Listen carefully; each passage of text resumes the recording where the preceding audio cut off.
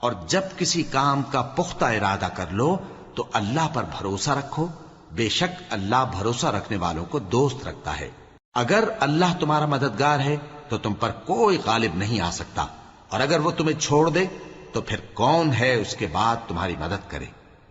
اور مومنوں کو تو چاہیے کہ اللہ ہی پر بھروسہ رکھیں، اور کبھی نہیں ہو سکتا کہ کوئی پیغمبر خیانت کرے، اور خیانت کرنے والوں کو قیامت کے دن خیانت کی ہوئی چیز اللہ کے روبرو لا حاضر کرنی ہوگی، پھر ہر شخص کو اس کے اعمال کا پورا پورا بدلہ دیا جائے گا، اور ان کے ساتھ بے انصافی نہیں کی جائے گی۔ بھلا جو شخص اللہ کی خوشنودی کا تابع ہو وہ اس شخص کی طرح ہو سکتا ہے جو اللہ کی ناخوشی میں گرفتار ہو، اور جس کا ٹھکانہ دوزخ ہے اور وہ برا ٹھکانہ ہے۔ سب لوگوں کے اللہ کے ہاں مختلف درجے ہیں، اور اللہ ان کے سب اعمال دیکھ رہا ہے۔ اللہ نے مومنوں پر